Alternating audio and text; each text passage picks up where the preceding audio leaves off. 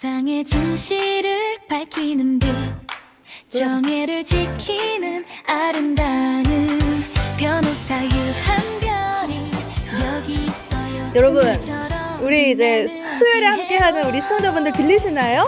저희가 지금 들어오는 이 노래를 잘 먹고 잘 사는 거의 노래를 바꿨거든요. 어떠세요? 어떠신가요? 저 너무 깜짝 놀랐고 네. 감동입니다. 더 열심히 저희- 하겠습니다. 저희 PD님이 또 이제 활용해가지고 AI를 활용해서 또 이제 타이틀곡을 만드셨는데 여러분과 함께 또 잘 먹고 잘 사는 법 또 우리 유한별 변호사와 함께 하도록 하겠습니다. 자, 첫 번째 소식부터 한번 사연 살펴보도록 할게요. 자, 닉네임 미리 메리님께서 보내주신 사연이고요. 사실혼과 혼인이 비슷해 보이긴 하는데 법적으로 차이가 꽤 있다고 하던데요. 실제로 어떤 점이 다르고 또 각각 어떤 권리와 의무가 발생하는지 궁금하다고 이야기를 해주셨어요. 이 뉴스에서도 많이 나오고요. 네. 사실혼, 뭐 법률혼 얘기는 나오는데 저도 네. 그게 명확하게 뭐 어떻게 차이가 있나 궁금하긴 하더라고요. 그러시죠. 일단 사실혼하고 법률혼의 차이는 혼인신고의 유무 하나입니다. 혼인신고의 유무 예외에 그 혼인 생활에 실체가 있다는 건 사실은 같아요. 그래서 주변 사람들한테도 뭐 와이프라든지 남편이라든지 이렇게 소개를 하고 심지어 결혼식까지도 하고 했는데도 신고 안 한 경우 이런 경우도 많고요. 네네네. 네. 그런데 이제 사실혼하고 법률혼 같은 경우에 그 법적으로 보호되는 부분이 좀 다르기 때문에 그 부분 좀 알려드리면 좋을 것 같아요. 네. 사실혼에서 예를 들면 뭐 동거하거나 협조하거나 부양하거나 정조 의무 네. 예, 그런 네 가지 그 혼인의 의무는 똑같이 발생을 하고요. 사실혼 관계에 있다가 헤어지는데 예를 들면 불륜, 바람 펴서 헤어진다 그러면 네. 손해배상 청구할 수 있을까요? 없지 있나? 혼인 신고를 안 하면 그러니까 이게 왠지 보호 못 받을 것 같죠. 못 받을 것 같아요, 보호를. 네, 그렇지만 X입니다. 할 수 그래요? 있습니다. 네. 그래서 네. 사실혼 파기에 기한 손해배상 청구를 해서 사실혼 관계도 어쨌든 엄연히 우리는 부부기 때문에 이걸 파기한 당사자나 아니면 배우자를 상대로 위자료 청구 가능하고요. 재산분할 청구할 수 있을까요?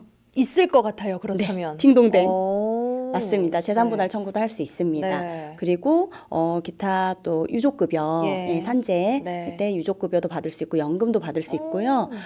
두 부부가 살다가 그 중에 한 명이 사망을 했을 때 임대차 보호법에서 만약에 상속자가 따로 없을 때는 남아 있는 사실혼 네. 배우자가 그 임차권을 승계하도록 하는 그런 보호 조항도 있습니다. 그러면 다른 게 뭐예요? 다른 거는 예. 상속권이요. 딱 하나. 상속권. 네, 상속권이 없어요. 네. 상속권이 없기 때문에 뭐 그 공제도 못 받고요.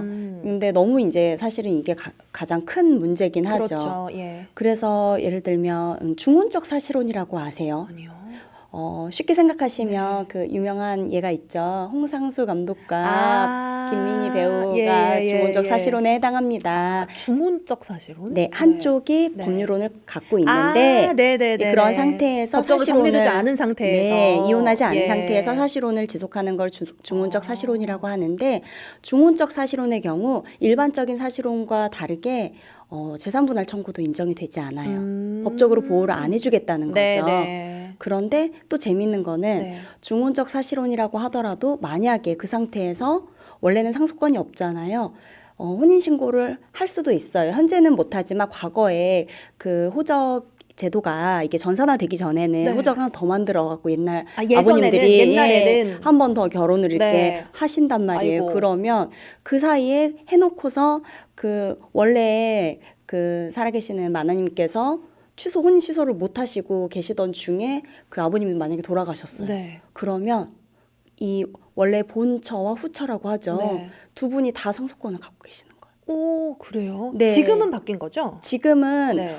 애시당초 그 혼인 신고가 중혼적 네. 사실혼 관계에서 네. 혼인 신고가 이루어지기가 어려운 게 그 혼인 신고를 수리하는 공무원이 혼인 상태인지 아닌지를 먼저 체크를 하기 때문에 네네. 지금은 수리가 어렵습니다.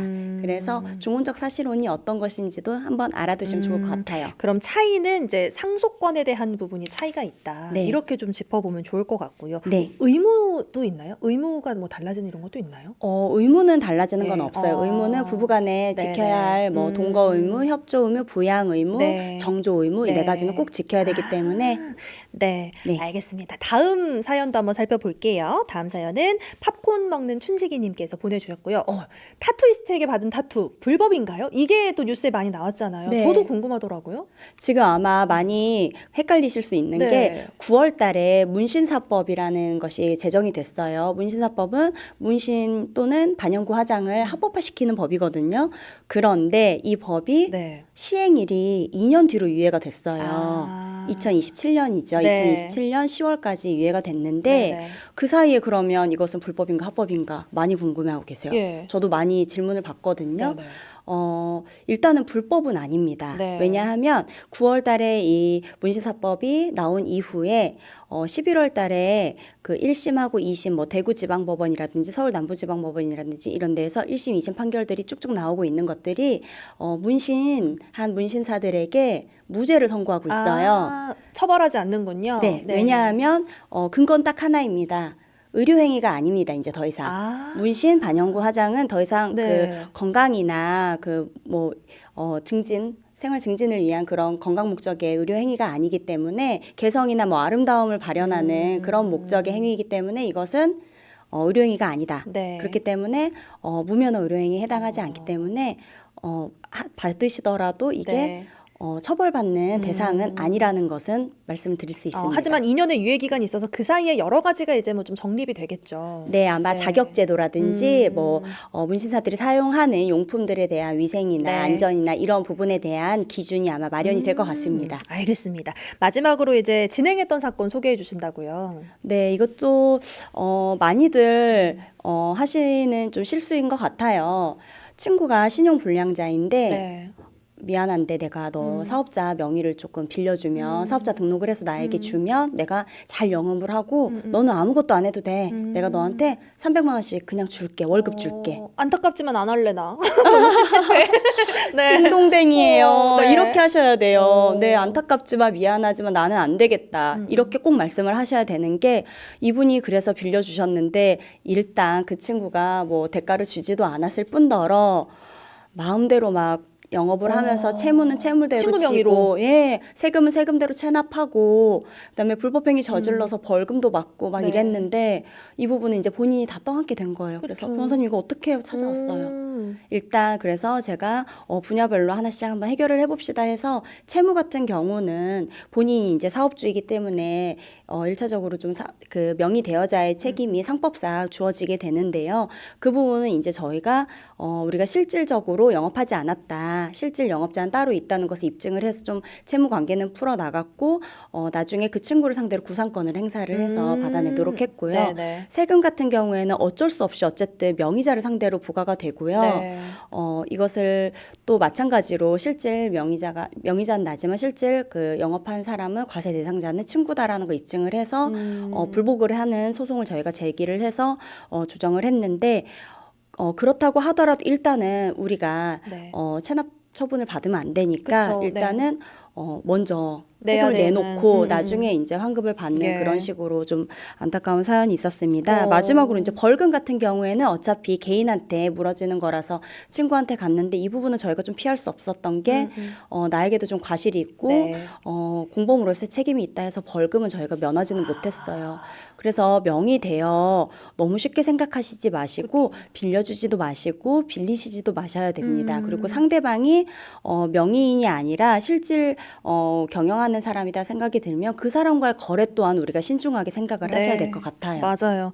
지금 다 들어줄지니 님께서 친구와 절연하기 딱이죠 하셨어요. 맞습니다. 여러분 우리의 신용과 이름은 스스로 지켜야 됩니다. 오늘 잘 먹고 잘 사는 법 여기까지 드릴게요. 고맙습니다. 감사합니다.